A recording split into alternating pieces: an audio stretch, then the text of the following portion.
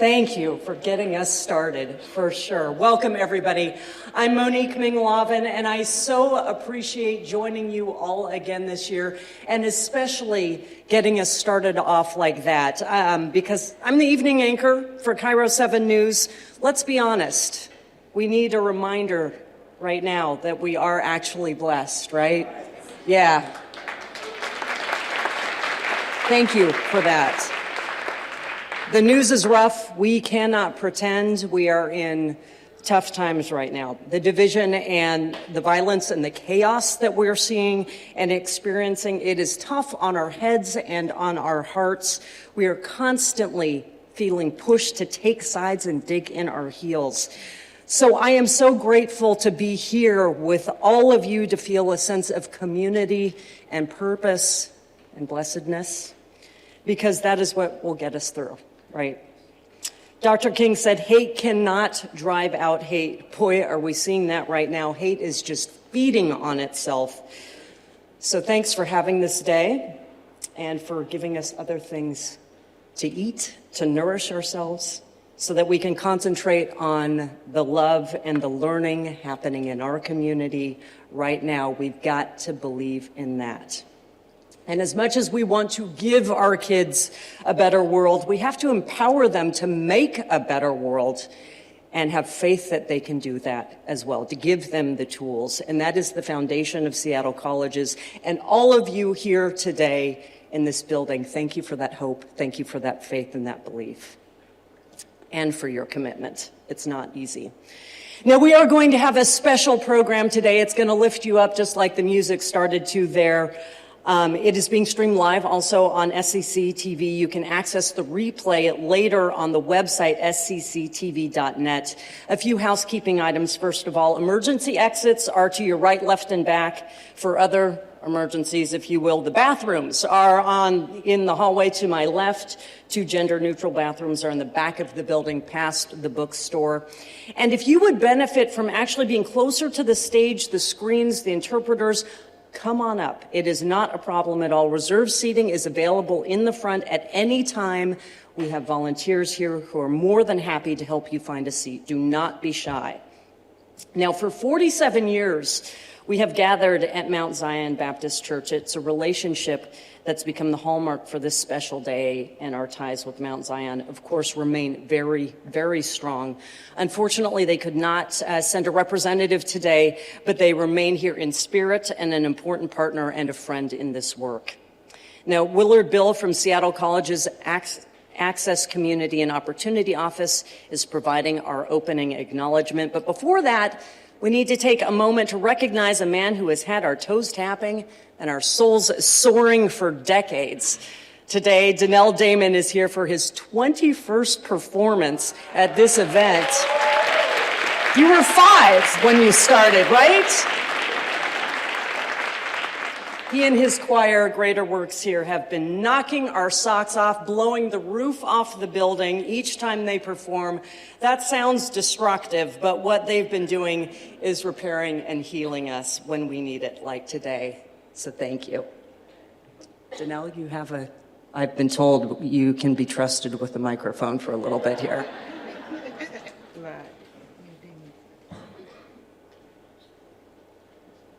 Good morning.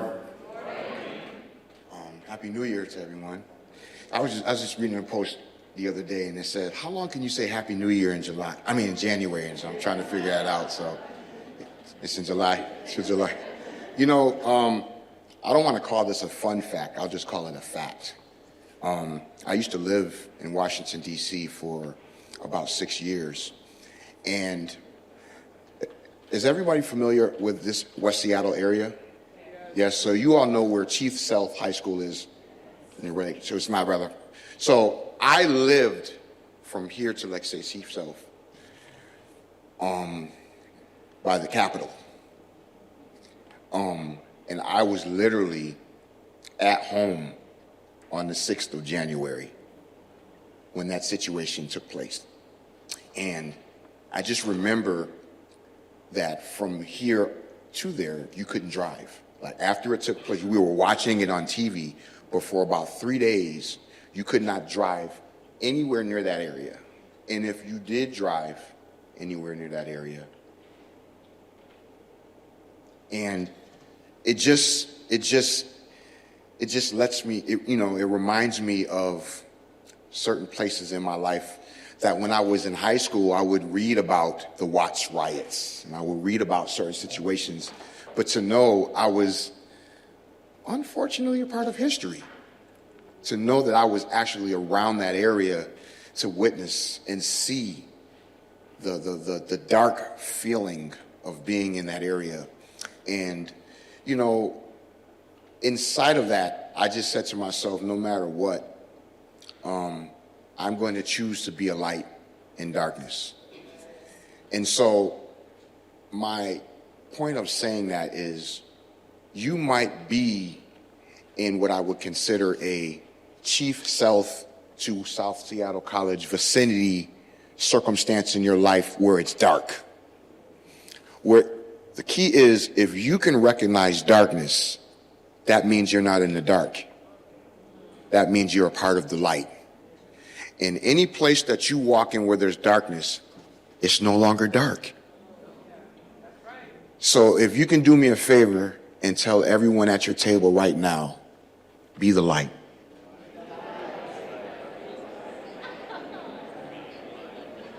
And you know what's interesting about being the light? You don't have to do the light. You have to be the light. So that means when you walk into an environment, you have already brought another level of energy without doing anything. And so I'm just encouraging you, wherever you go, there will be darkness. But wherever there's darkness, you have an opportunity to be the light so the darkness is driven out. Even in these times that we're reading on social media, I'll share this with you and then we'll get to the song. When we were touring in Europe a couple years ago, one of the people that was on the tour with us, we were riding through a neighborhood on our way to the venue, and he said, Danelle, there are about 250,000 people in this area, in this community. I said, okay. And he says, none of them have televisions. And I said, really? He said, yes. I said, why? He said, because it's peaceful that way. Every time we turned on the TV, there was something that made us feel bad. So we as a community collectively determined that we're not going to stay connected to the propaganda that happens on television, because there's always something that takes away our peace. And I've just found myself every single day for the last couple of weeks, there's always something to look on, and there's always some kind of energy that takes away your peace. So my charge to you for this year is to be the light and to protect your peace. If anything, if you get around something that begins to interrupt how happy you are, protect it, no matter who it is, because you don't want anyone to take your peace, because it's all yours. It's yours. So protect it. Is that all right? Please stand as we begin to sing the national anthem. Oh, one second. I'm sorry. Did I do something wrong? I did. I thought it was next. I'm sorry. See, I'm just getting excited. Maybe you should sit down so I don't get in trouble. Thank you. I'm sorry.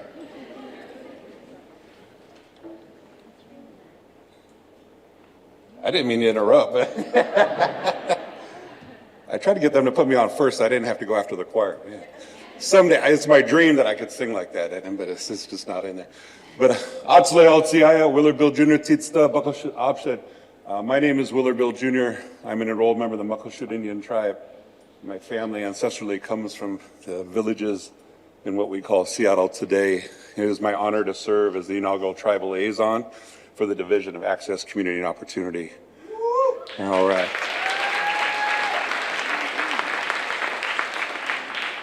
And I'm going to share this honor song this morning for you all as a grounding piece. We're near one of our ancestral villages here called Herring House, and one to the east at Three Tree Point, which was a summer fishing place. I shared with the team, though, I was looking back through my late father, Dr. Willard Bills, one of his planners, while I was in a Zoom meeting the other day. And, but it was from 1997, and it had the MLK event at the Siegel Center at our district office, and then the following week at Mount Zion. So it's that legacy work that we are charged with, and for our elders that paved that way for us. And then I look back further, 157 years ago, our warrior families united against United States-sponsored militias, the same ones that we see today, but fought them and won, which secured our political status, our sovereign status, our little reservation out in Auburn today. But as a reminder for this, of that unity that our communities, how important that is, that we stand with each other.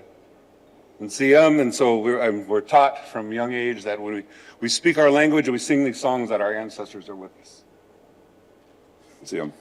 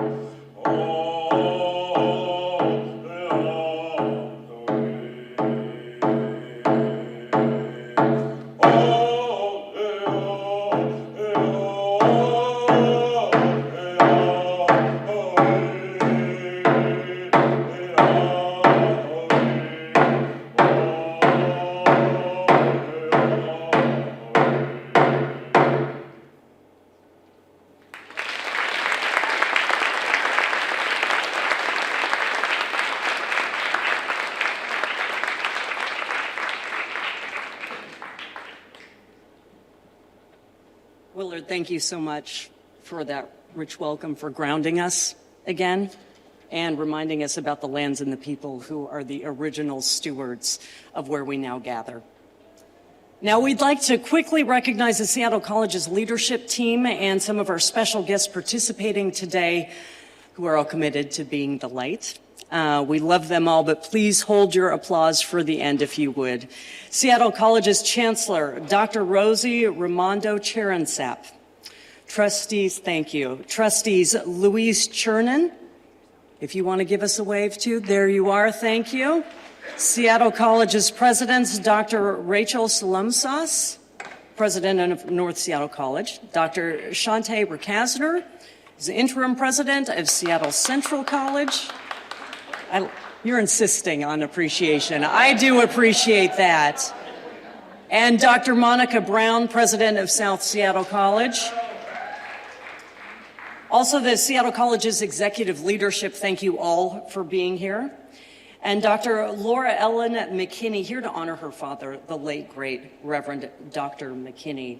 Yeah, we have a little, go ahead and wave if you would so they know that you're here. Thank you. We also have a little piece of history today. So when Martin Luther King Jr. was in Seattle in 1962, close friend, of course, Reverend 61, excuse me. Typo there. Okay, close friend of Reverend Dr. McKinney. The late William Allen Sr. had the only Cadillac fleet service in town and was chosen to be Dr. King's escort for the duration of his visit. And his family is here today. Yeah. Patricia Allen, one of our own in the Division of Access, Community, and Opportunity. Wherever you are, I'm sorry, I can't quite see. Her grandmother, Dr. Alethea Lee Allen, also, and her uncle, William Allen Jr. Okay, now we can clap. Fantastic. And also, we also want to give a special thanks to Seattle College's faculty, staff, and students here for everyone who helped program this event. Thank you, as well as to South Seattle College for hosting and catering. And also, where are those culinary students who put together all of the food that's nourishing our bodies? Thank you so much. Okay, enough from me. Now it's time for these beautiful voices to lift us up again. Danelle Damon and Greater Works, and please join in as they sing Lift Every Voice and Sing. The lyrics are on the screen.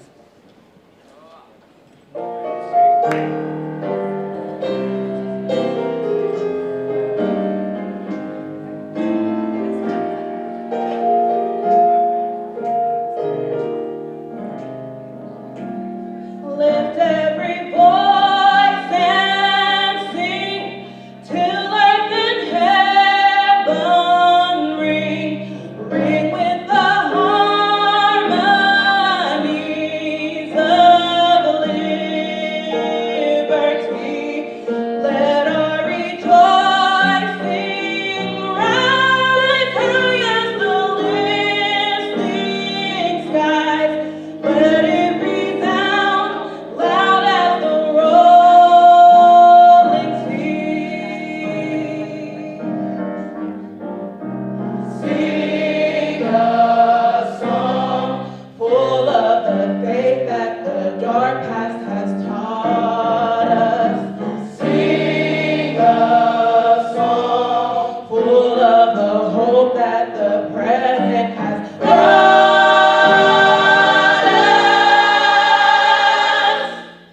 Facing the rising sun of our new day begun.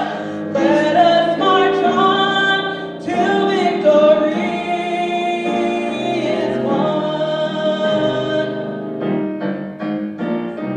Sing a song full of the faith that the dark past has taught us. Sing a song full of the hope that the present has brought us.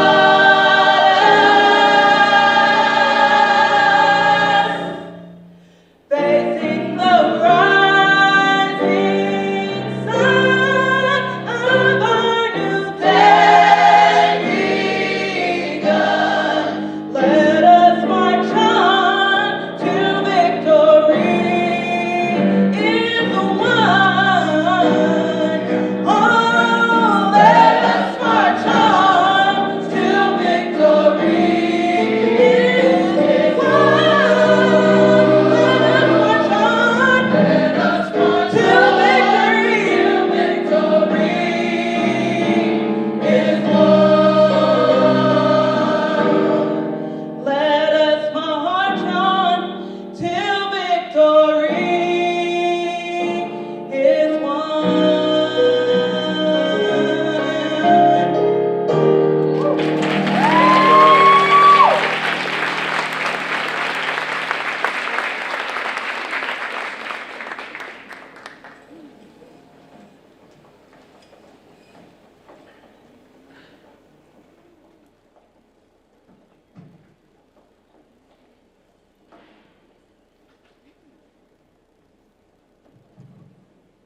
Thank you, Greater Works.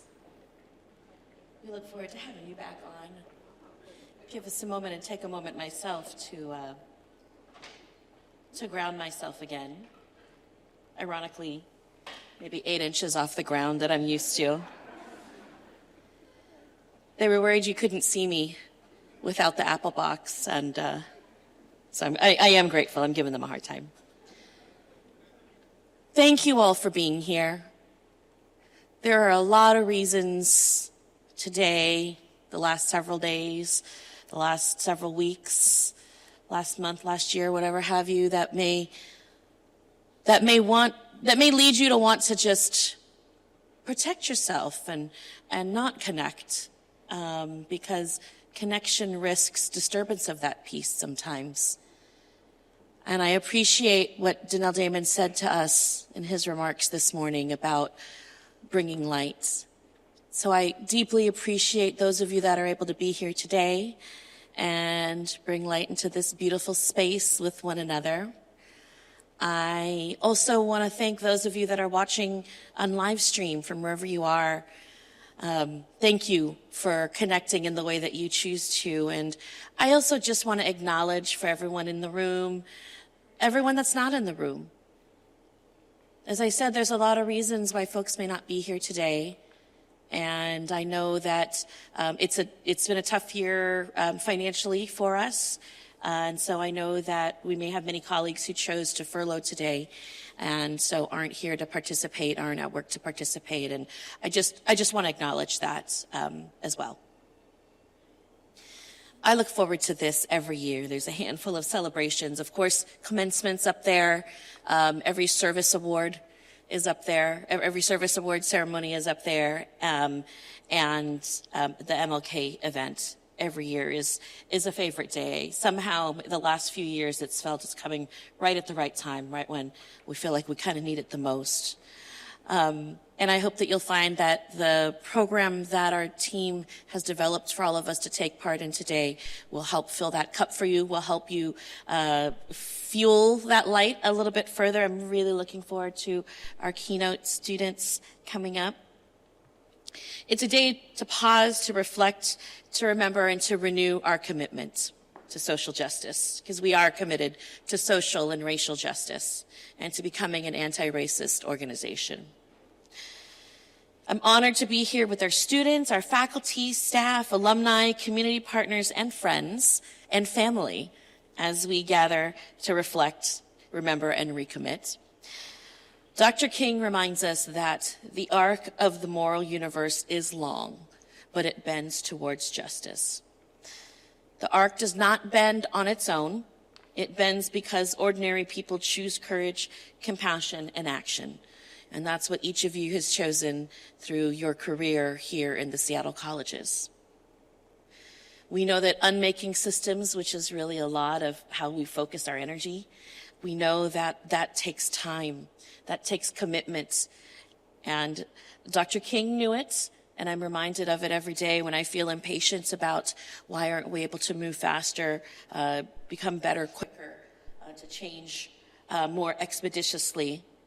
But I'm grateful for those of us and all of you who choose changes large and small every day for the benefit of our students, for our community, and in creating that social justice. At Seattle Colleges, Dr. King's legacy lives in our mission to expand access, remove barriers, and create pathways to opportunity for every student, especially those as we have oriented ourselves, those who've been historically excluded from higher education systems. Our classrooms, programs, and campuses are places where dignity, equity, and belonging must be more than ideals. They must be daily practices and regular experiences. This year's celebration invites us to ask not only what do we believe, but how do we show that in how we teach and learn, in how we support and move among one another, and in how we respond to injustice when we see it. And unfortunately, we see a lot of it around us, in our communities, in our nation, and it is hard to know when and how to act when the injustices are flying at us so quickly, demanding our action and reaction. In a time of deep division and uncertainty, Dr. King's call for love, service, and collective responsibility feels especially urgent. He challenged us to move beyond comfort, to speak truth with clarity, and to act with purpose even when the work is hard, and we know that this work is incredibly hard right now. I want to thank everyone who made today possible and those who carry this work forward every day across our colleges and in our communities. I know that the work that you do, that the effort that you put in to the job that you have in the Seattle colleges is but a fraction of the work and the effort that you, and the responsibilities that you have in your lives. Families, communities, friendships. You have all of these communities and you have all these responsibilities that you're also carrying alongside the responsibilities you take on in your work. And I want to thank you for that as well, because it's often unseen and unaccounted for in our daily working lives.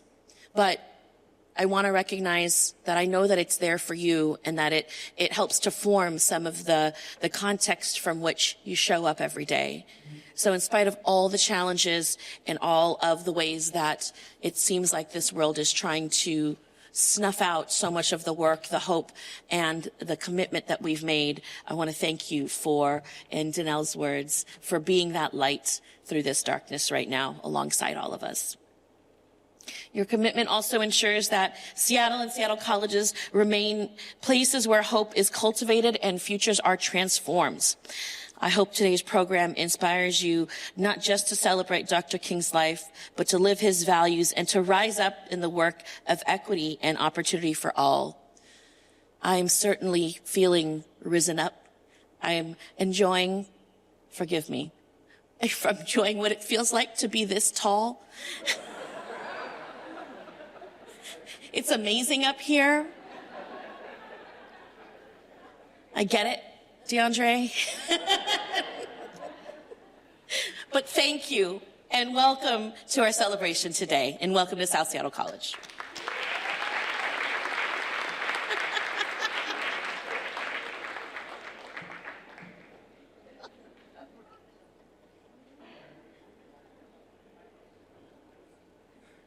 Ready. Greetings, community. Before we begin to move forward with the program, I do have a quick announcement.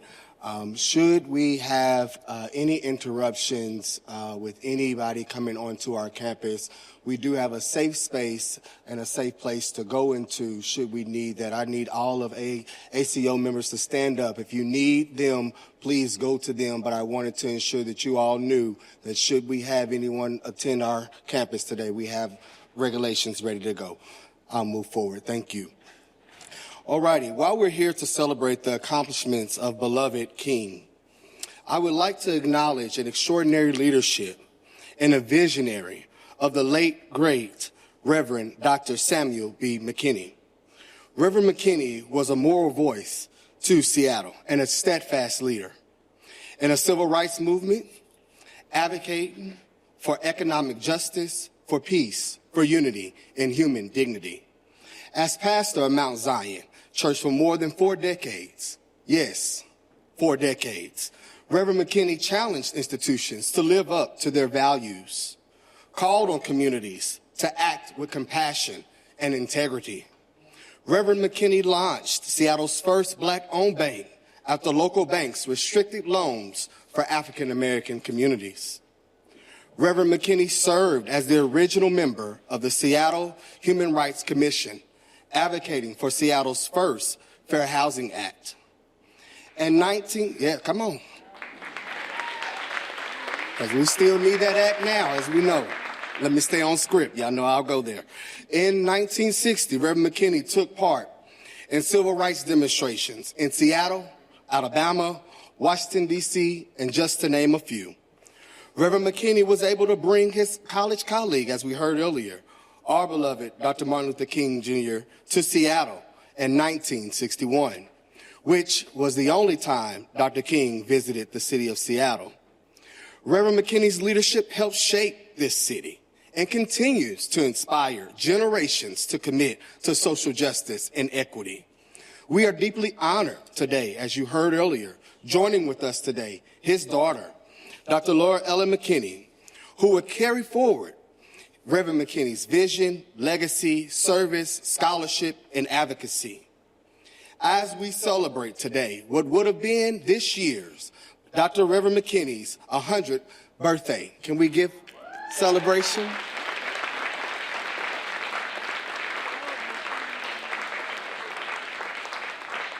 Please join us as we watch a short video where Dr. Laura Ellen McKinney reflects on her late father's legacy. I am Laura Ellen McKinney. I am a pediatric psychologist and a writer, poet, dancer, singer, songwriter. And I am the elder daughter of the Reverend Dr. Samuel Barry McKinney. I think for his 100th birthday, he would like to have heard 100 young ministers preach. You know how sometimes when you've known someone for a while, you can see the child in them. When people were preaching, just really made him happy. He'd be just sort of leaning forward and, it's like the 5-year-old was there with just this joyful, happy person who was watching people sort of work their way into their gifts.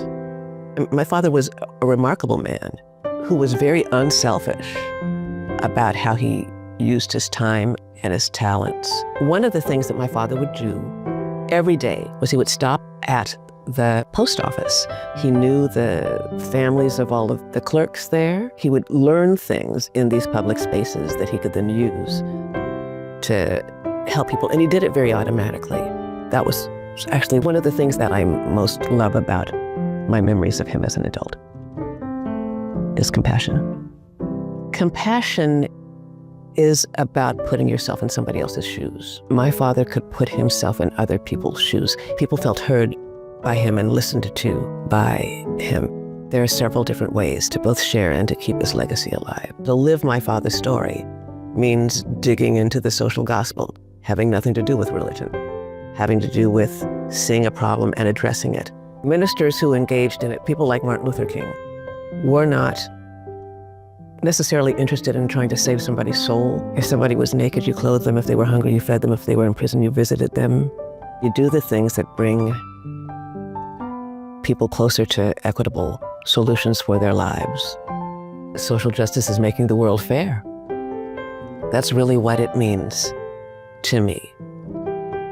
There is not a lot of reason for unfairness. What's important to recognize, and I'm going to try to channel my father, is that every generation has a new set of tools. So whoever you are, you take the tools that have been given to you, you access the skills and talents with which you've been gifted, and you use them in the service of others.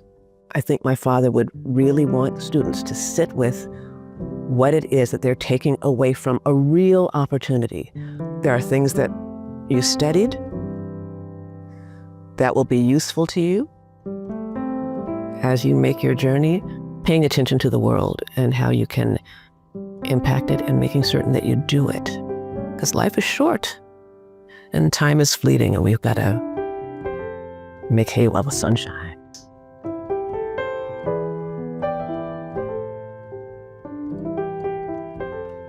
Get some rhythm. Learn how to dance. It's important. It's a good life skill. That's why I dance at 5:30 every morning. Yeah. Thank you for all of this. If willing and able, may you rise to your feet as we welcome Dr. Laura Ellen McKinney.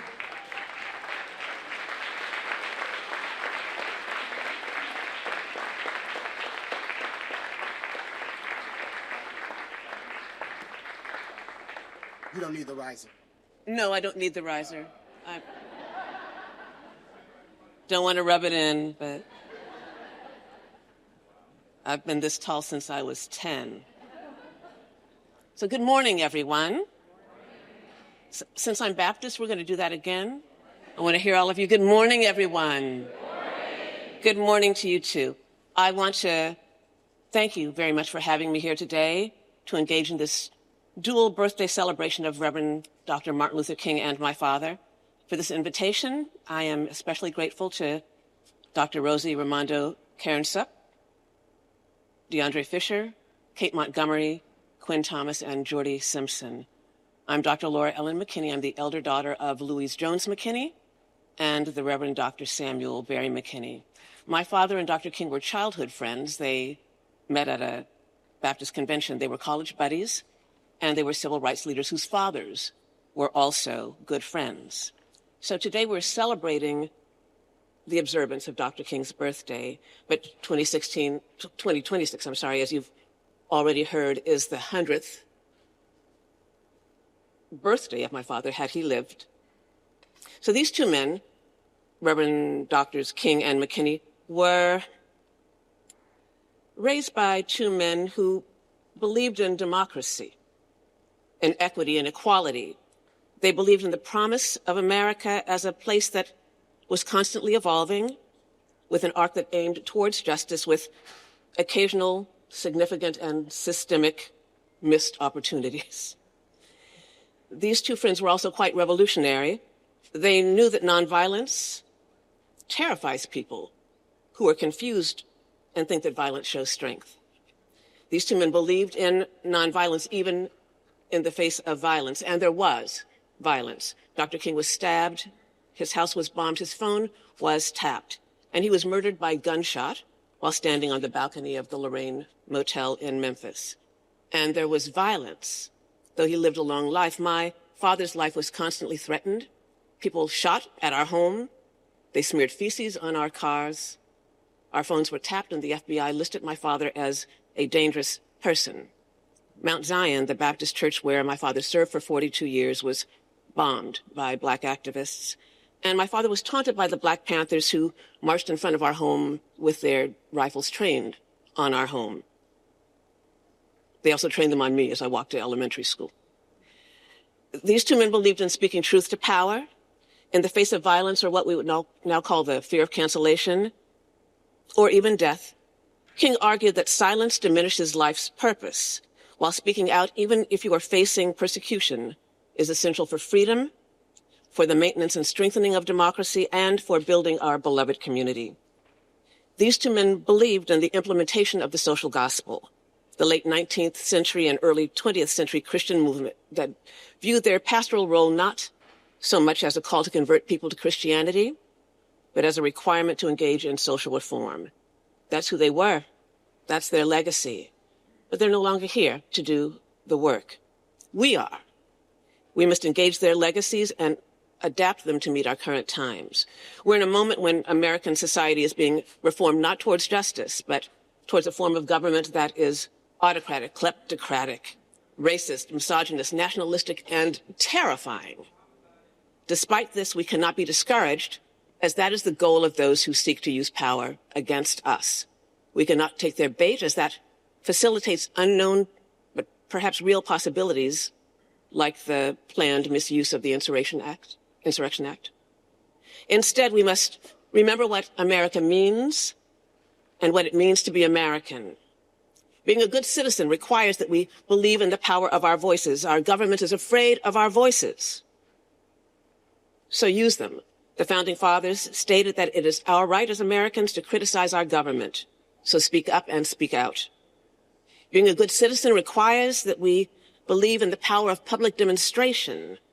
March, protest is our constitutional right. Being a good citizen requires that we speak truth to power, in power's face. Being a good citizen requires that we protect and advocate for the rule of law, the sanctity of the vote, and the capacity to make change through reasonable processes. This past few weeks, like many of us, I've been thinking about what appeared to be the murder of Renee Nicole Good by an ICE officer in Minneapolis. I almost called my father to discuss this. I picked up the phone and dialed his number to discuss this horrifically riveting murder with him. I wondered what our conversation would have been had he been alive. He was a musician as well as a preacher and community activist. He sang and played the violin and double bass. My father often used music as a communication tool for community building. So I'm going to use his strategy. I will need your help. I'm going to end my remarks with a musical story. Then I will teach you 2 lines of a song, and you are going to sing As an opera and a Broadway musical that was written by Sir Elton John, Aida tells the partly true story of light-skinned Egyptians in the north of the country who decided to capture, kill, and steal the water resources, that's easy access to the Nile, that were controlled by the dark-skinned Nubians in the south. No diplomacy was used, just military incursions, murder of unarmed peaceful people, and destruction of places and systems that they held dear. Sound familiar? Imperialism aimed at Greenland's minerals and perhaps Venezuela's oil are old stories. The Gods Love Nubia is a song that was sung by Princess Aida to encourage her people in their captivity and in the face of their certain death. Aida sings, "The spirit's always burning though the flesh is torn apart." This is an important message and one that I think my father would have shared with us. The spirit's always burning though the flesh is torn apart. What does that mean? It means that we can't get discouraged. It means that we cannot be eliminated. We can be captured, tortured, and even killed. But my father's admonition would be to remember that what we deeply believe and how we enact those deeply held beliefs is who we are, and that who we are outlives us.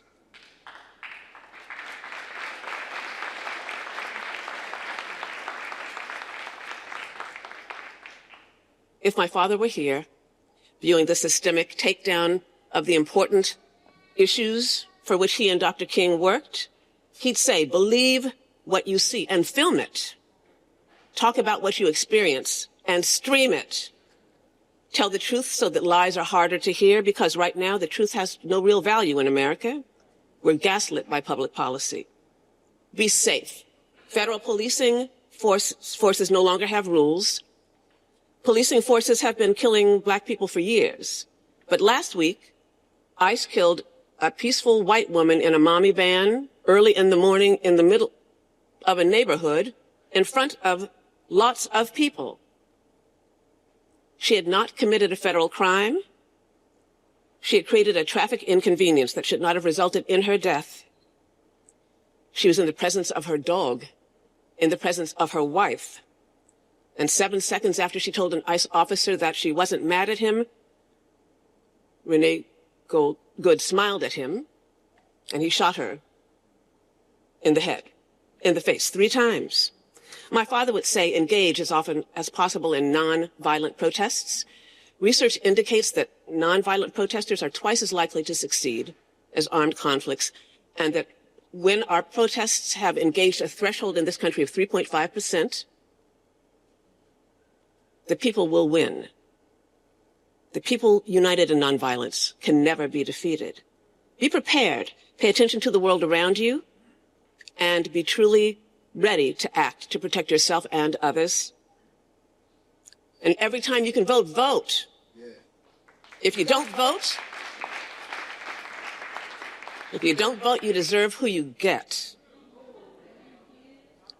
Be grateful. Remember that every good thing that you have is the result of someone's sacrifice and struggle. And give your brain a break. Horrors happen every day. Mental health is essential. It's indispensable. So remember to touch grass. So keep marching, filming, hoping, dreaming, stay woke. That's what Reverend McKinney would say. And he truly encouraged us to sing as a form of connection and community. So we're going to end now. I'm going to teach you 2 lines of Ella's song, which was written by Dr. Bernice Regan Johnson of Sweet Honey in the Rock. But first I want you to repeat after me, and it's simple. We who believe in freedom cannot rest. We who believe in freedom cannot rest until it comes. Now I'm going to sing the 2 lines, and then you're going to sing them back. We who believe in freedom cannot rest. We who believe in freedom cannot rest until it comes. We who believe in freedom cannot rest. We who believe in freedom cannot rest until it comes. Let's try it again. We who believe in freedom cannot rest. We who believe in freedom cannot rest until it comes. Thank you.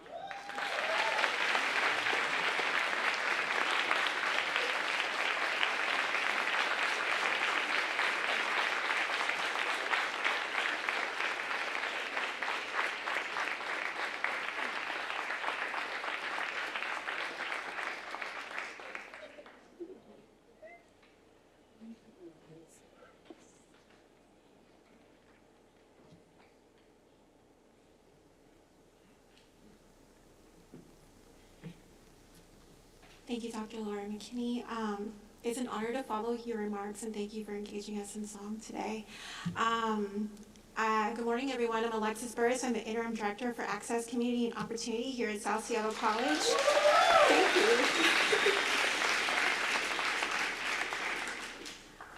I just have to quickly say, Dr. Chancellor, Reverend Rosie, thank you for pioneering the Apple Box, because it feels really nice to be tall for those of us who are 5'3" and below. Seattle College has created a scholarship in Reverend McKinney's name. It is a small yet significant way we use higher education to pay homage to McKinney's deep faith and commitment to social justice and equality. This year's recipient is Fella Bryant. I am so honored to honor you, Fella. Come on up.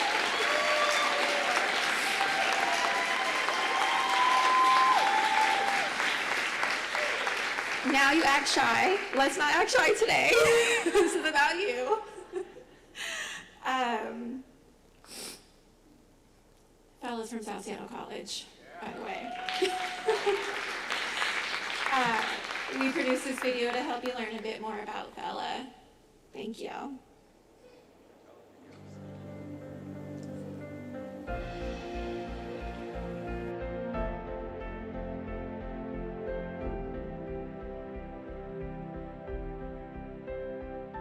People who are in leadership roles don't always have to look like one thing.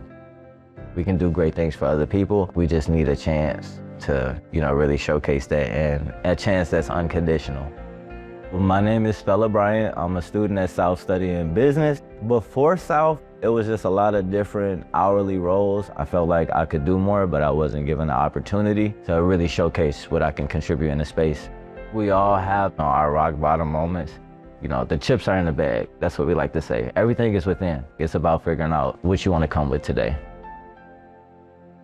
It's a very fulfilling sense to be a father, and it's just being able to share that love, really understanding what love looks like on a more in-depth level, and then that becomes a part of your person. So then when you come to South, it's caring about all of the students more and making sure all the students get what they need. South has taught me how to be more of a leader in the sense of equitability. On campus, I have the role of an ACO ambassador and the USADI officer. It is my duty to come to campus and make this space safe, inclusive, and really showcase that everybody has a chance to belong. Just really feeling like at home. I see brothers and sisters when I come here, and it's easier to do the work and feel more confident in it. I love being a leader. It just feels alive. Having Alexis come in, tell me that I'm being awarded for social justice and equity, I was like, whoa. It just feels really good to have people recognize the work that you do and be an example for other people that come from my background. Reverend McKinney, I learned that he's from Flint. And so, I came from Pontiac, Michigan. That connection being there was pretty cool. We come from the same stomping grounds. But to see him take his work and then not be limited to his space and really expand, I give him a big hug and tell him thank you. Not only for doing that work, but being able to express it in a way that I can understand it and see the value and the importance in it. I just hope to embody that and continue helping his work. We need to make sure that we sustain this mindset and mentality of caring for each other, making sure we're respectable and just, treating each other with dignity. For me, being able to acknowledge other people around me, understanding that they mimic the same thing he does. It's just being a great leader and wanting to see the best in others. To me, social justice is teamwork. Sports is kind of where I learned social justice, because when you get on the court, we play on the same team, we got the same goal, we're trying to accomplish the same mission. I don't think that any one person should only have to find success one way. I think that's for them to determine whatever that looks like for them, and then to still be allowed the same opportunity, assets, and resources to showcase that. And I'm excited for the space that we begin to open up to welcome all the more impactful thinkers, the more powerful thinkers that we haven't even met yet. To my kid, I would say I love you. Just keep going. You know, there's no limit to what you can do. Our journey is pretty amazing, and I just love where it is.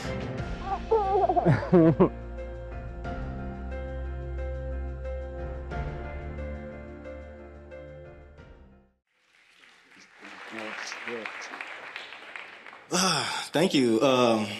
First, I want to thank the McKinney family, obviously, for continuing this legacy, opening up this scholarship, and just giving everybody an opportunity to be great. I appreciate that. To my ancestors, my creators, my higher energies that guide me, very thankful. I'm just a collection, a reflection of those before me, and I'm just very grateful. Te quiero, hermano, te quiero, mi abuelito. Que viva la familia. To my wife, my best friend in the whole universe, super cool. Never told me that I wasn't going hard enough, wasn't moving fast enough, wasn't doing good enough. Give me a big kiss, a big warm hug, tell me to get it done and get back home. I love you. Thank you so much. Couldn't do this without you. DeAndre, big bro right there. I don't care if we talk once a month, man, once a year, once a quarter, it's always real. From day one, you've put me in opportunity situations to be accountable, to meet challenge, and you did that with confidence in me that I can get it done. All while letting me know I didn't have to do it alone. You know, my trust, my respect, my love, you gained that, brother. I'm here for you. Thank you. I appreciate that. To Alexis, to Kano, just being able to open the door for me and giving me a place that I feel like I can actually belong in, that duality and that polarizing impact that DeAndre comes with is very evident. Being soft ears and hard conversations, never telling me to quit, never telling me to slow down. I really appreciate it. Thank you so much. And I'm just thankful to the entire ACO department. To South, all the club leaders, all the different departments, the faculty, the staff, you know exactly who you are. I just want everybody here to understand that inclusion does mean everybody. I really do appreciate the highlight, but there's many interactions and conversations that I had, and there's no way I can do this work by myself. So thank you, South. I love you. I appreciate you. And then if I can, I'll just leave you with this seed to nurture. It is your natural, energetic right to create an experience in life. No one can take that from you. That's your choice. You do not need permission to be. You just need to acknowledge you have been all along. Thank you so much, South. I appreciate it. Thank you so much, man. I appreciate it. Thank you so much. Congratulations.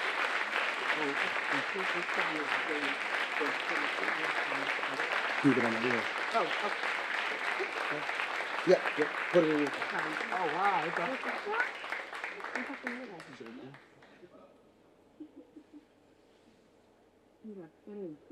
Big smile. Okay. Thank you.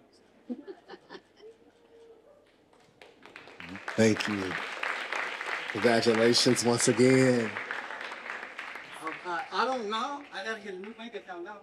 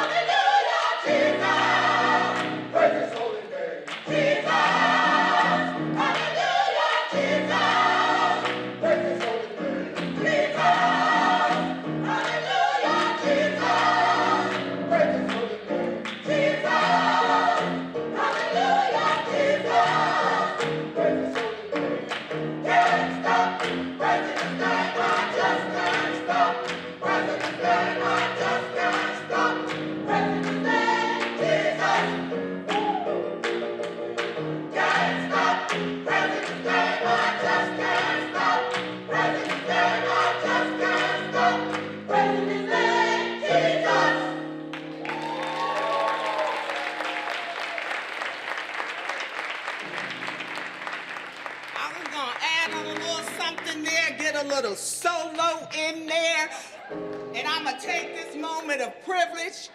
Can't stop praising his name. I just can't stop. I just can't stop praising his name. Jesus.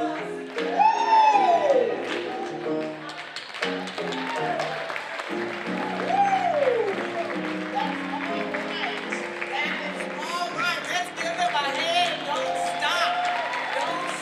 Don't stop. Hello there. My name is Monica Brown, and I have the honor of serving as the president of South Seattle College. Welcome to South. Welcome to the home of the outstanding honors. Where's Dr. Solom Sauce? I wanted her to hear that especially. It's really an honor to participate in this part of the program. We've heard of a lot of rich messages already. It has been an incredible event up to this point. But buckle up and get ready, because you are about to hear from an outstanding group of young people, young scholars who are serving as our keynote speakers on this afternoon. Is it afternoon yet? Okay, soon to be afternoon. These three young stars are affiliated with Speak with Promise. Yes. And today they will share their original speeches that explore topics including culture, identity, social justice, and their vision for a better world.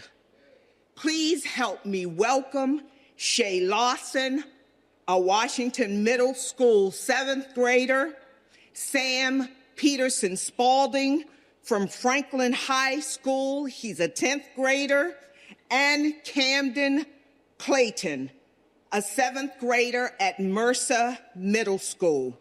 Each will come and share their individual story. So let me first introduce our first speaker. Please welcome Shay Lawson.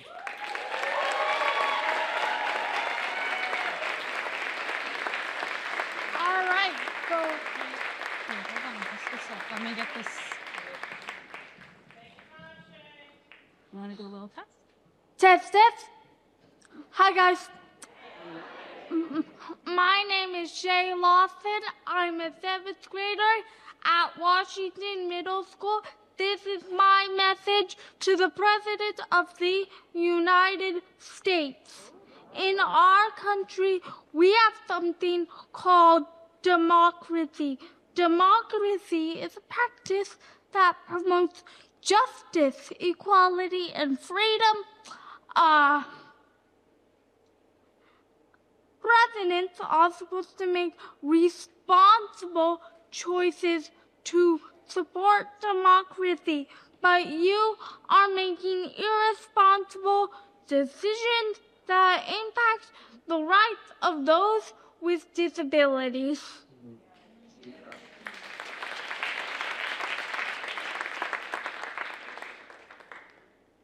Your anti-diversity actions have catastrophic impacts on those with disabilities.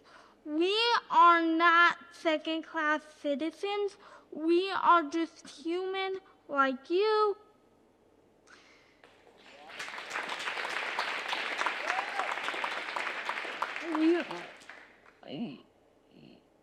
You assume that people aren't capable humans and don't deserve respect and dignity.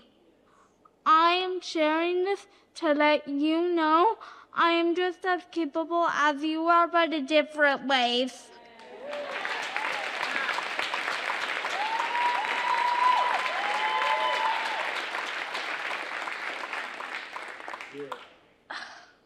When I was little, for anybody who doesn't know, I was diagnosed with a condition called cerebral palsy. School has provided me with the tools I need to be successful. It gives me knowledge so I can use my voice to advocate for others and lift others up.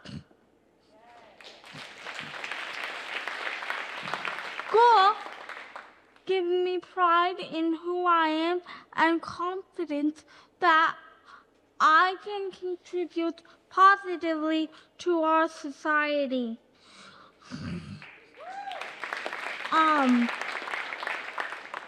Your decision to dismantle the Department of Education is concerning because it impacts the rights of those with disabilities to an appropriate education. Before these rights were established in 1975, over 1 million children with disabilities were excluded from public schools, which I know is a lot.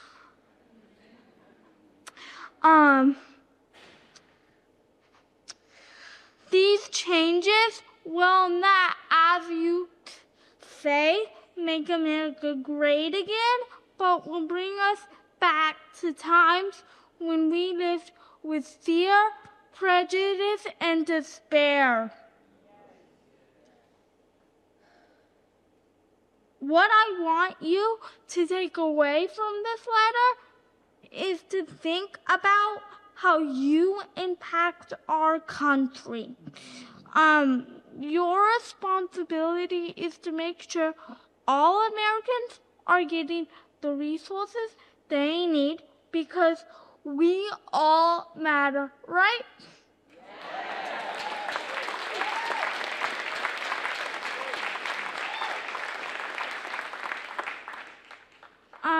Mr. President, my disability is what makes me special. It makes me proud because I get to see things other people cannot see. Getting an education gives people with disabilities a chance to change our world for the better. It gives us a chance to bring a different perspective and open people's hearts and minds. As the famous South African president Nelson Mandela once said, education is the most powerful weapon you can use to change the world. Please do not exclude me from my chance to change the world. Thanks, guys. Yes, let's hear it. Let's hear it for Shay. Yes. Wonderful. That was wonderful. And before I bring the next speaker forward, I just want to tell you a bit more about Shay, who is a recent graduate of Thurgood Marshall Elementary and has begun an exciting new chapter as a 7th grader. She loves spending time with her family, listening to music, watching soccer, and enjoying theater performances. She is passionate, I think we heard her passion this morning, about learning and inspiring others. She inspired us this morning, and she aspires to become a preschool teacher and shape young minds with care and creativity. Let's hear it again for Shay. Thank you, Shay. Thank you. Thank you. Thank you. Next, I need to move the chancellor's box. Hold on just a moment. It's in my... All right. So next, I'd like to welcome Sam Peterson Spalding from Franklin High School, where Sam is a 10th grader. Sam is a 16-year-old with a deep passion for art and acting, with several years of public speaking experience. Sam has discovered a love for connecting with audiences and using his voice to inspire and engage. I will bring to the podium for your hearing pleasure, Sam.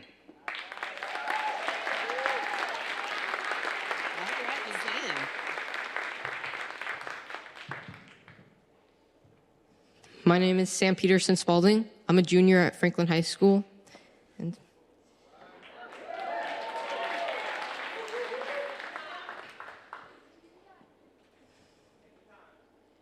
why are my rights being taken away? 86% of trans youth have reported feeling suicidal, and 56% have attempted suicide. That number is only increasing due to the laws and bills being passed to restrict trans rights. So, why is the government trying to erase transgender youth? Throughout my whole life, I've witnessed the government try to erase me from existence. Since 2021, nearly half of the bills passed have been aimed at trans youth. This is my tribe, my people. I have felt hopeless when the government tries to silence me. I have seen my peers suffer, and I have heard stories of people committing suicide because they no longer have hope. Their stories are my stories, because that could be me. This is not something we can ignore. The surge in anti-trans legislation has caused an environment of fear and anxiety for transgender people. A research study shows that suicide attempts have increased by 7 to 72% in states that have passed anti-trans bills. 73% of trans youth aged 13 to 20 have lower odds of self-harm when receiving gender-affirming care. So the government isn't just passing laws, they are killing our community. We have to come together to demand change and support each other. There are so many things that you can do. Be an advocate. Call out transphobia when you see it. Listen. Seek to understand other lived experiences, along with so much more. By coming together, we can build a community of support and acceptance for marginalized groups. We can build a community that treats trans people with the same respect and dignity that we treat cisgender people with.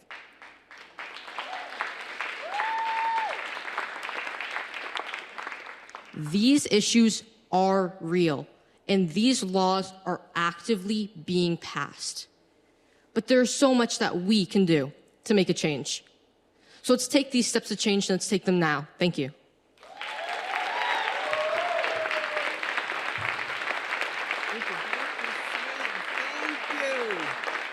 Thank you, Sam. Yes, that was wonderful. And finally, please join me in welcoming Camden Clayton, a 7th grader at Mercer Middle School. Camden is a 2-time finalist in the Rising Voices Oratory Showcase, earning both 1st and 3rd place. Born in Memphis, Tennessee, he loves soccer, family, and reading. You are my people. Camden aspires to become a professional soccer player and an astronomer. And he uses his voice to advocate for justice and equity. Please welcome Camden to the stage.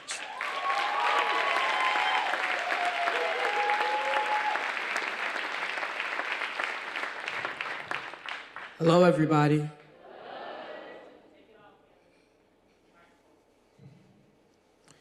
My name is Camden Clayton. I'm in 7th grade, and I go to Mercer Middle School.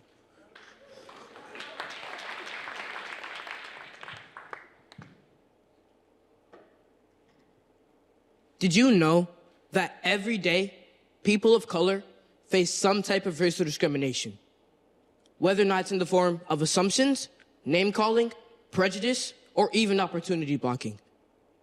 These offensive and ridiculous behaviors have a significant impact on the lives and mindset of my people. I find it extremely disappointing that in this day and time, we are still experiencing these same things, especially because of the color of our skin. Question: did you know that people of color still face racial discrimination in areas like equal employment opportunities, housing, healthcare, even education? This is called systemic racism. And with the current state of this country, it looks like it may worsen access for people like me and my family. What's insane is, it is no secret that Black folks are some of the most creative people in the world. Yet time and time again, our ideas, art, businesses, music, and more continue to be stolen and replicated. This is called cultural or racial appropriation. When elements from a smaller or oppressed culture are taken and essentially stolen to be used by another group of people. Raise your hand if you know who Jimi Hendrix is. I bet a lot of you didn't know that him and other Black artists from the late 1940s and early 1950s played a significant role in the creation of rock and roll. But because of racial appropriation, you only hear about artists like Elvis Presley or the Beatles. You see, it's like they love our rhythm, but they hate our blues.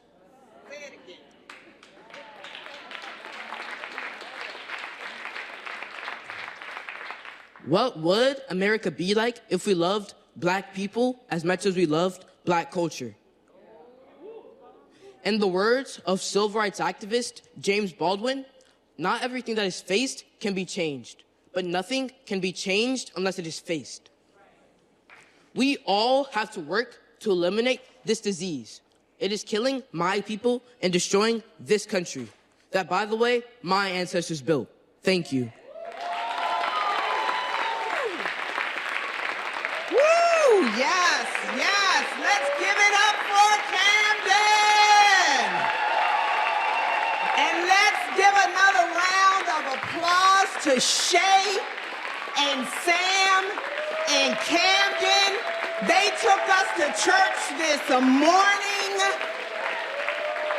And we're talking about, we heard earlier about being the light. Thank you for being the light in darkness and for calling out those things that need to be called out. Thank you for standing in your truth. Thank you for being courageous. And thank you for simply being what you already are. As Fella Brian said, we talk about you being the future. You are the present. And we are grateful to you. We are so grateful to you, and we stand with you as your allies, as your supporters, and in spaces where we have a seat and a voice, we commit to make sure your message is carried forward. That is our commitment to you and to our community. So it is now my pleasure to relinquish this mic to someone, Barb. DeAndre.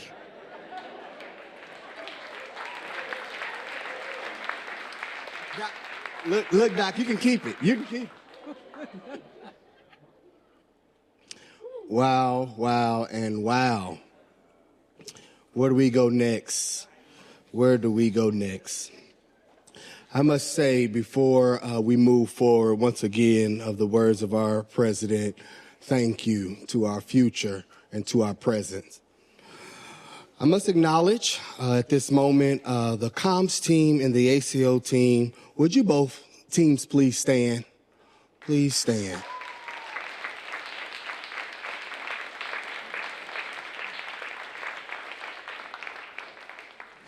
So as we prepare for the choir to sing, we just wanted to acknowledge you all for the work that you all have done behind the scenes, for the work that you all do that people do not know. So at this moment, we will have the choir come out before we begin. Thank you to the comms team and to the ACO team. Gratitude and appreciation.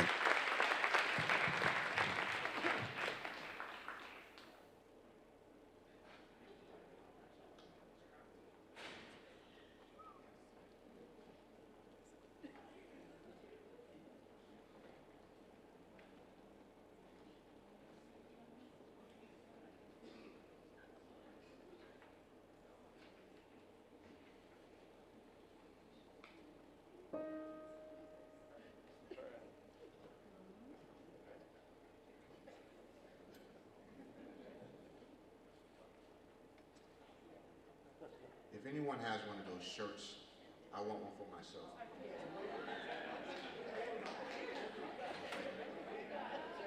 We're together,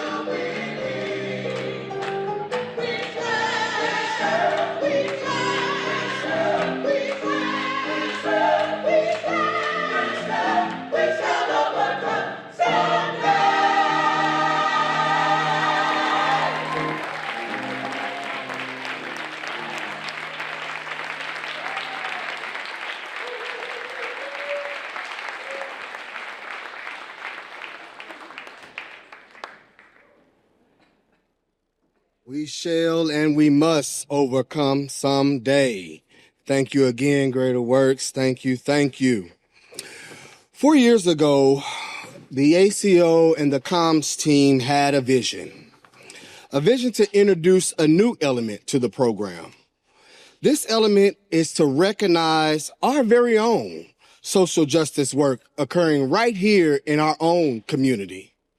Today, we want to highlight this work by recognizing what we now introduce as our community hero and a program within the Seattle colleges.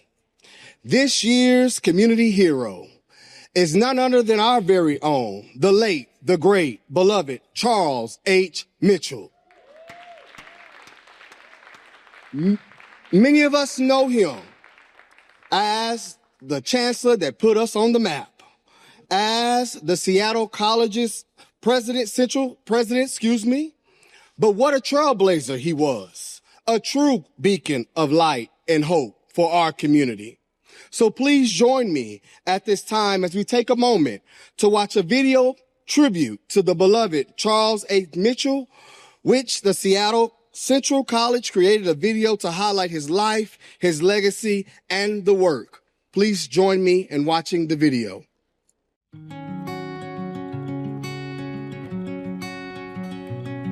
First impression of Dr. Mitchell, he was so good looking. I must say. And he had this charisma about him that was, infectious. He was just really personable. You ever watched him walk? He just had this, he always wore suits. He always kept himself right up. He just had this swagger about him. And when you were his president, you was like, I got this swagger too. He had the Barack Obama effect before Barack Obama was Barack Obama. Dr. Mitchell was a visionary, a humanitarian, and he was a student-focused leader. As a visionary, he took this college to new levels nationally. And as a humanitarian, he just cares so much about people in our community. But as a student-centered leader, man, he just made sure we were always focused on the students.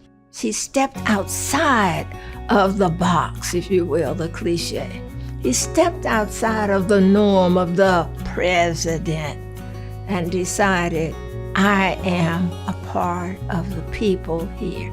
He could laugh and have fun, but he had great gravitas and great dignity, and his way of being with people was to make you feel comfortable and to, make you feel valued, and that's how he was. That's what made him such a great leader for us.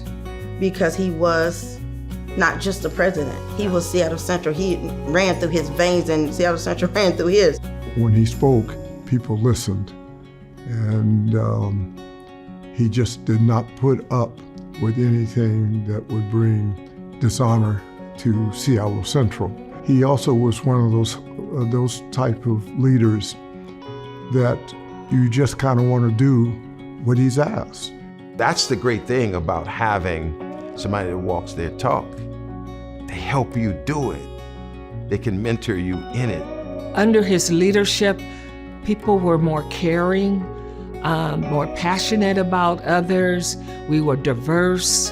But Dr. Mitchell, to me, was the people's president. He didn't exclude people.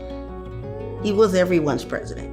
When I think about Dr. Mitchell's legacy, I think about a legacy that talks about what it means to put ego aside and build up the community. And that is exactly who he was and who he is to so many of us to today.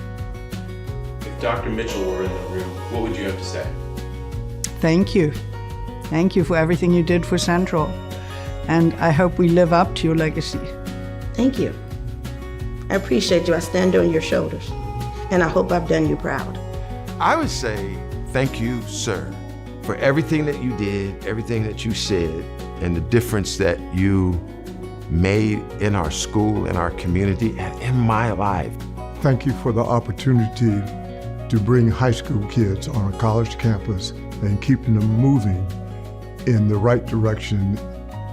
Thank you so much for giving me the opportunity to share your vision.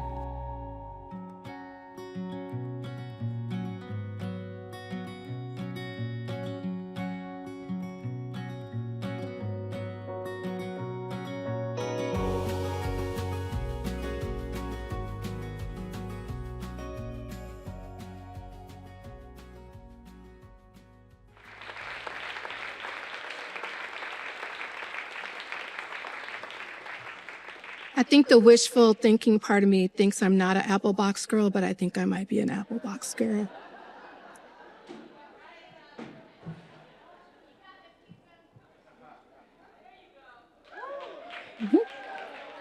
Greetings, I'm Kisa O'Quinn, Interim Director of Seattle Central's Division for Access, Community, and Opportunity. I have the pleasure of introducing Carl Livingston, political science instructor at Seattle Central College. When I asked Carl about how I should introduce him, in a humble manner, he responded, "I'm just political science Professor Carl Livingston. I'm an author, pastor, and attorney, but none of that is necessary." I'm not sure I agree. Please welcome changemaker, legacy holder, and social justice champion, Carl Livingston.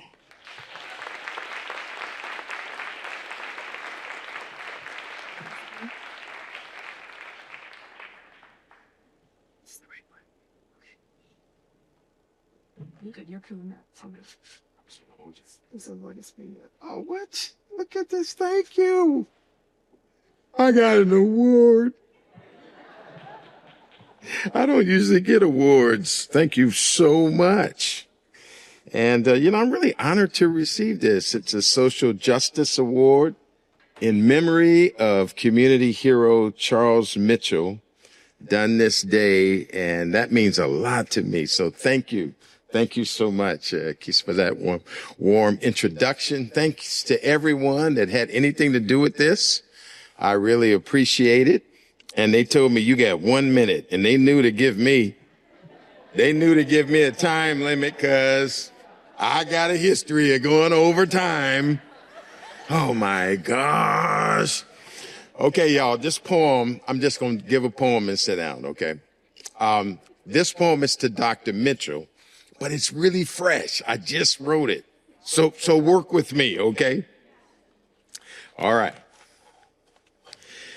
He grew up it's entitled, Beloved President Who Became the Chancellor. Beloved President Who Became the Chancellor. He grew up in sports, quite the player, could be cool as Sade's smooth operator, was a Garfield high standout.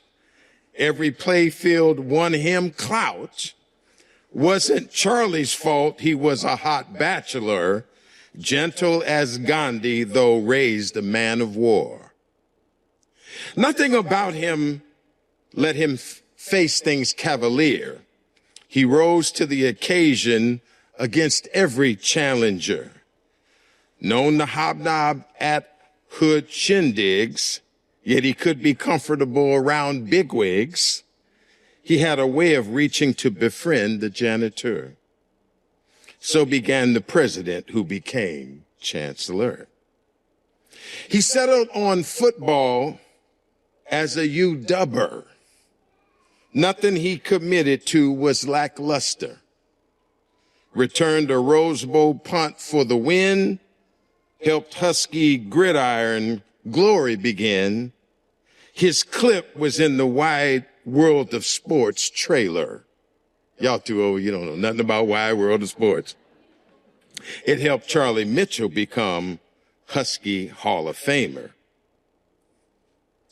Drafted as he saw as a child dreamer, football for 6 years with the Denver Broncos and Buffalo. I don't think that part's supposed to be in there. Husky number 21. I told you it was fresh. You guys, I got to focus.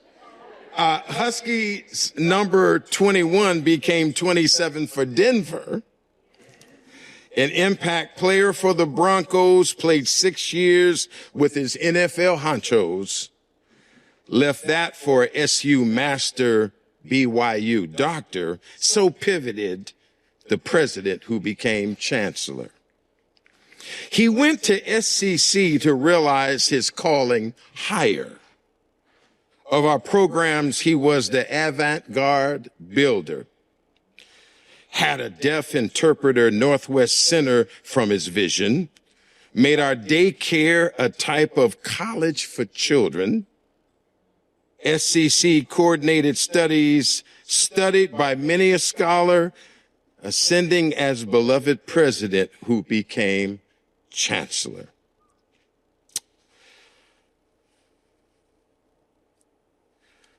Dr. Mitchell shined brightest, though, as diversity leader. He was the consummate transformational manager. Drama's creations under Tanya gave racism no rest. Nate's Black Film Festival was the talk throughout the West.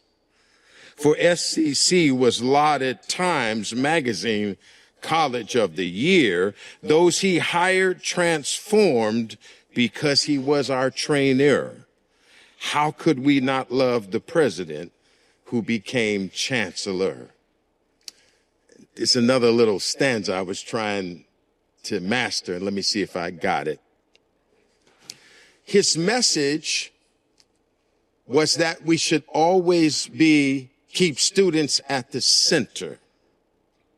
Yet he reached even to make friends of the janitor, caused staff and students to grow.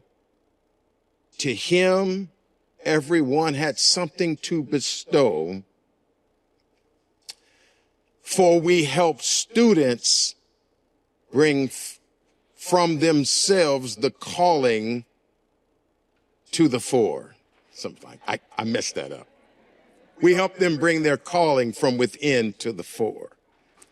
This is the legacy of the president who became chancellor. At Seattle Central, there's no one of his caliber. His legacy, said daughter Julie, he was a community leader. Even in our district, our approachable avatar from gridiron to the college, Dr. Mitchell was spectacular. So is the Prez who became the chancellor.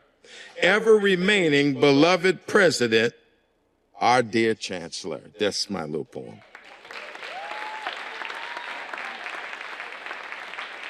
I'll be signing autographs out there in the back, okay? But they're going to be real expensive.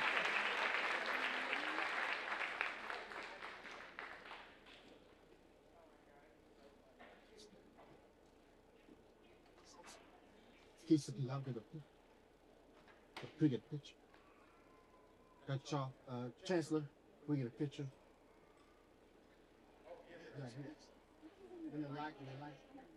Okay. Thank you so much.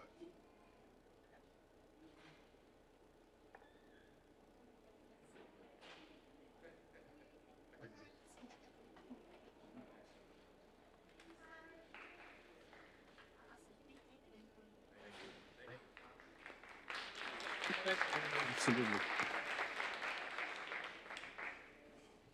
Thank you so much.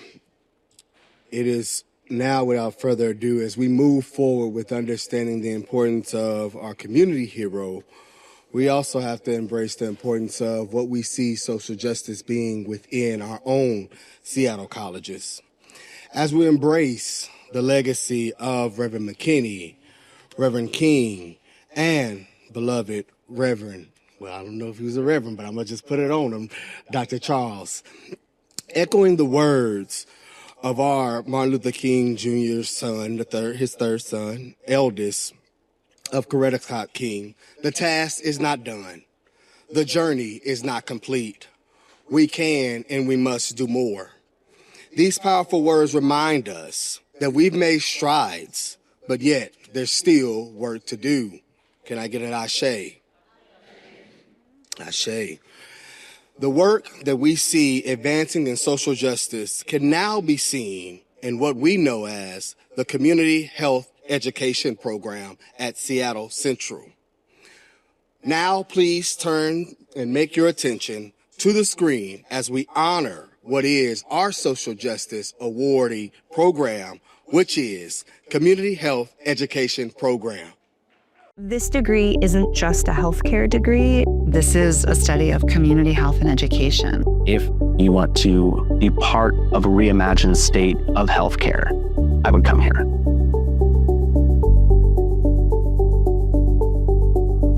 I'm Janet Hinson. I am the full-time faculty lead for the Community Health and Education program here at Seattle Central, also known as CHED. Our program is expressly non-clinical, focusing on this social side of public health. We are looking across the ecology to help people's experiences with health be better. The pathway to PA school is a strong one. We have students who go into health administration. We've had students go into medical anthropology. We have students who go on into all different types of paths. I am so happy I went to Seattle Central College. When I was trying to identify a program that might be the best fit for me, one thing that immediately stood out to me was just the emphasis in social justice. That is deeply ingrained in the identity of the CHED program. It's definitely something that sets it apart from undergraduate level curriculum. I much prefer small class sizes. You're going to be talking directly to your professors all the time. And I think that sort of built relationship as part of the small class sizes really enhances the program itself. So much of our learning is co-learning and like co-creating learning spaces. Our learning style is community learning. The thing that I really enjoyed the most about the coursework is how many different types of learning it speaks to. Being able to build the body of work with all of these various components, from visual media and academic writing and proposals, it all comes together into one cohesive package of really strong, applicable skills.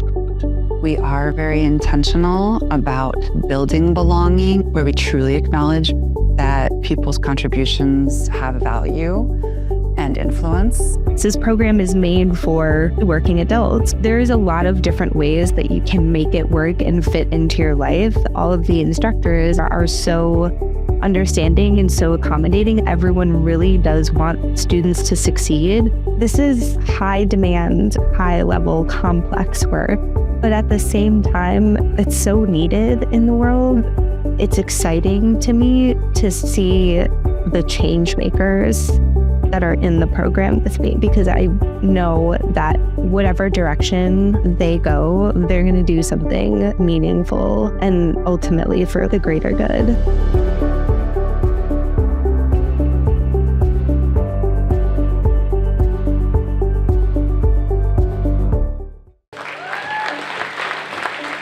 Please help me welcome Janet Hinson to the stage, the program faculty director, to offer remarks. Congratulations to our Seattle College's community. Congratulations.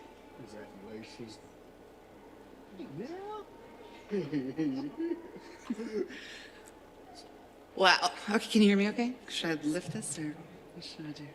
Should we lift it? Okay. Okay. Okay. Whew.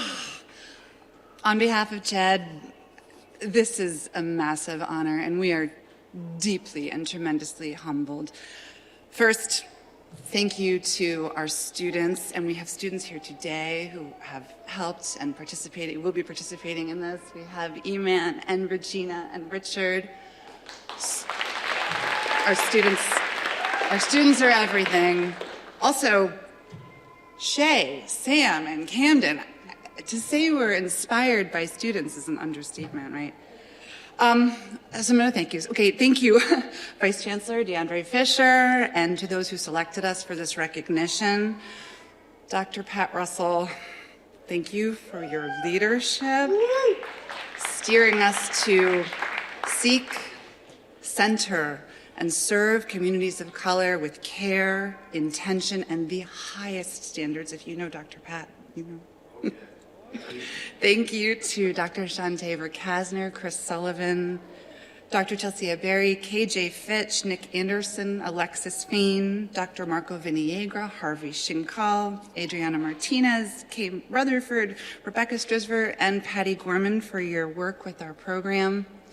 A special thank you to beloved Dr. Valerie Hunt, whose mentorship and continued collaboration means so much. And to all of you who uplift us and hold us accountable through your commitment to social justice. Because of you, we have a bachelor's degree program that supports community care, addresses social and health inequities, and works to eliminate healthcare disparities affecting communities of color and promoting positive outcomes. And with this, I'd like to turn this over to our students to tell you a little bit about how we do that. So thank you.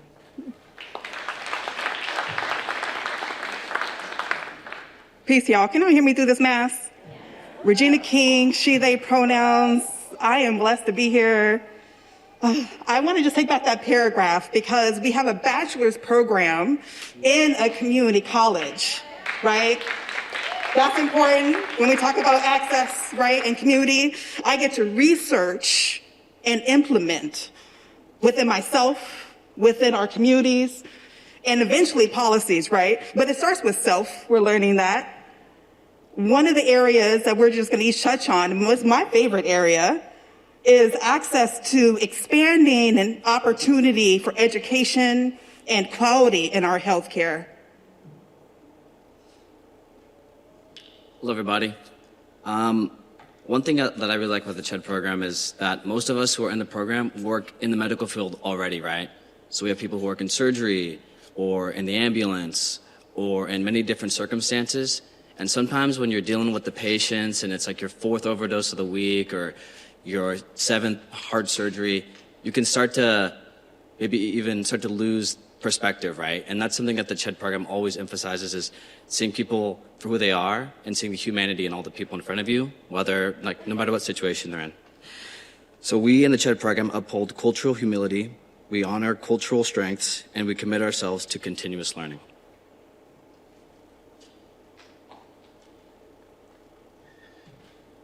So our aim is to dismantle systemic harms in our community, improve health experiences, and help our communities thrive. Thank you very much.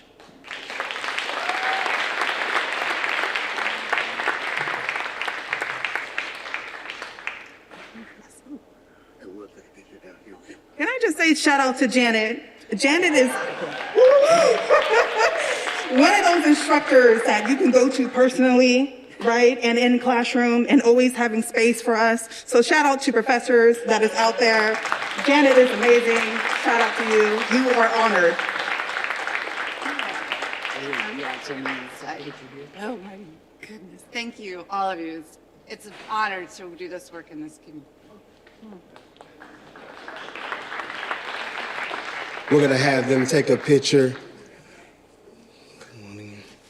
And as they are preparing to take a picture, once again, congratulations on this distinguished honor as we honor the program for your dedication and service to advance social, racial, and economic justice within our Seattle College's community. And it would be remiss to me as they are preparing to get the picture, we have in our presence, just so you all are aware, to stay right after, because I just looked over and I saw the Eddie Rye in the building. Junior, hello, hello, hello. And Miss Rye, we see you. Good to see you all here today with us. You all will be joining us. But I had to shout them out, of course, because when we think about this work, moving and becoming social justice, not only can we talk, and we'll go on as you all are ready, and I see you're ready because I'm finna talk about them, but okay, let me stop.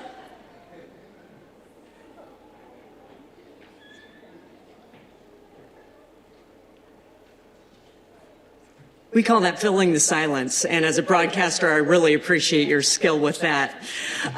Want to thank everybody so much for being with us today for Seattle College's 53rd annual celebration of the life and legacy of Dr. Martin Luther King Jr. You get to hear from the Greater Works course again, don't worry, but first a couple of things. Today's MLK celebration is a kickoff to Seattle College's 4th annual Social Justice Week. All the activities are on the back of the program that you should have. And you are invited to participate in continuing today's important conversation As you just heard, civil rights activist Elder Eddie Rye is here, along with social justice activist Angela Rye. They are going to lead a very challenging and truthful discussion called From Protest to Action. That's after a quick reset here. And that reset will also give you the opportunity to take a moment to stop by the art gallery to see a tribute to Reverend Dr. McKinney. And at the back, you can actually record your thoughts about what social justice means to you. Now, we hope today has inspired you to, as Dr. King encouraged, make a career of humanity. Commit yourself to the noble struggle for equal rights. You will make a better person of yourself, a greater nation of your country, and a finer world to live in. We certainly need that. You all have brought the inspiration and you've brought the hope. I do want to thank especially Fella, Shay, Sam, and Camden for giving us the belief that this change, this hope is in action. Thank you so much for that. And on behalf of Seattle Colleges, thank you again for being here. Please stay in your seats until the choir recesses. That is, unless Dr. McKinney, if you want to lead us on a little dance, you got to sing in before. You said you're a dancer. I think you should show us how to do it. But here they are coming back on the stage right now. Danelle Damon and Greater Works, they're going to close us out. Dance, dance.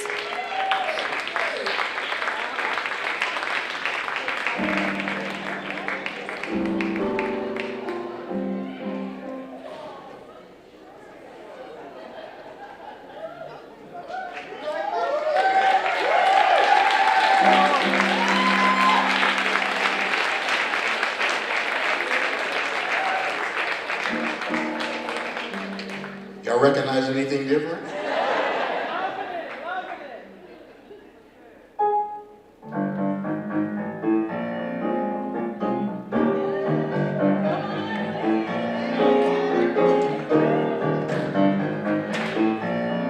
Put your hands together.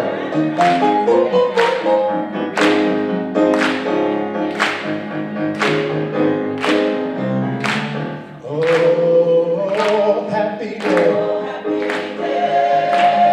Oh, happy day.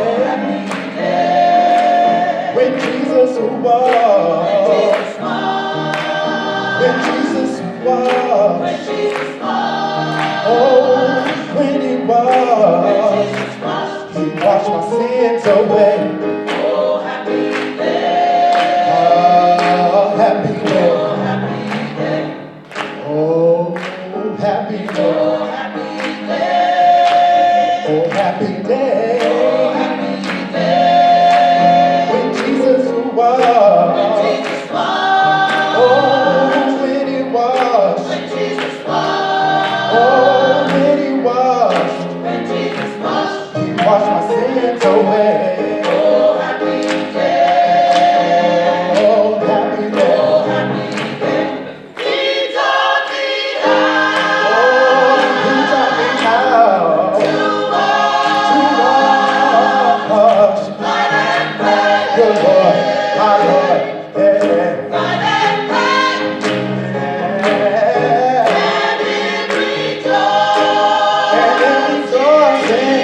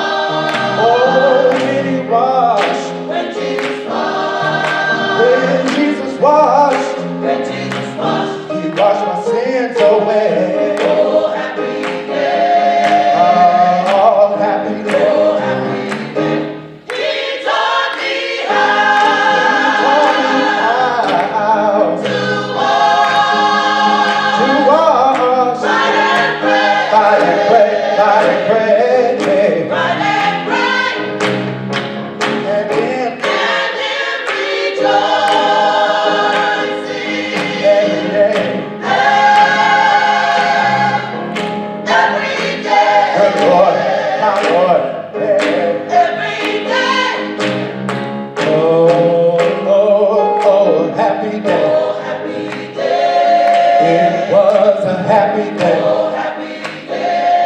Did you come to have a happy day?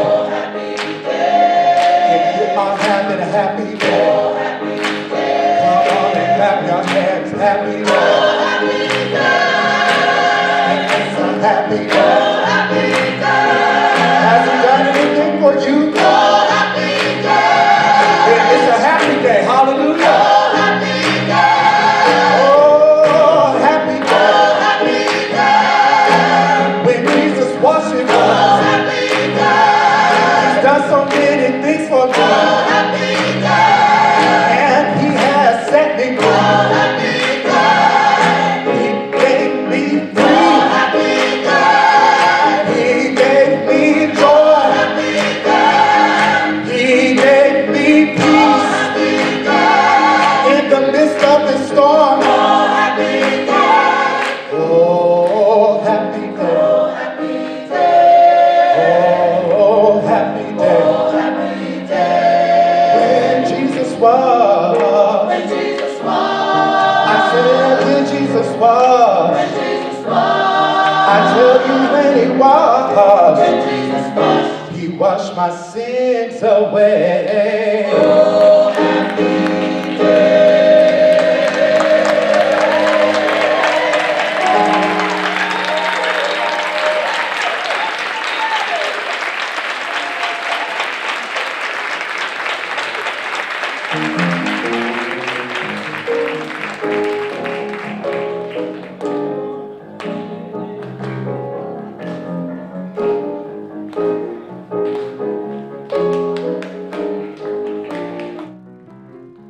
So as the choir is processing out, while we have you all's attention, really quickly, once again, we're going to reset the room.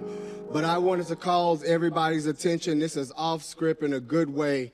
Someone who has been carrying the work behind the scenes, I wanted to honor intentionally.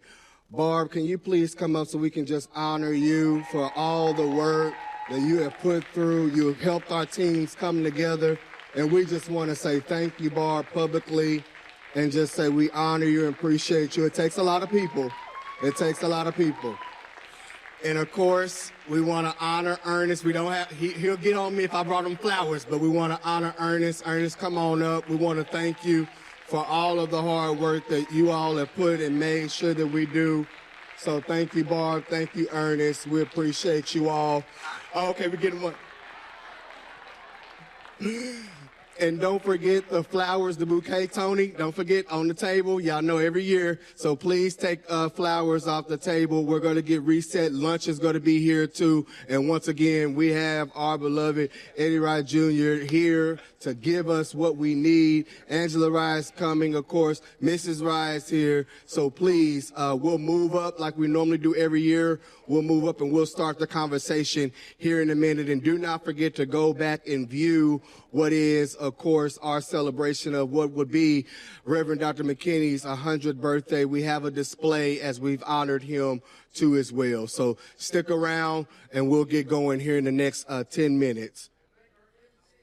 All right now. And our MC, for sure, we thank you. Gratitude and appreciation. Thank you, thank you, thank you for being back with us. We missed you. Yeah.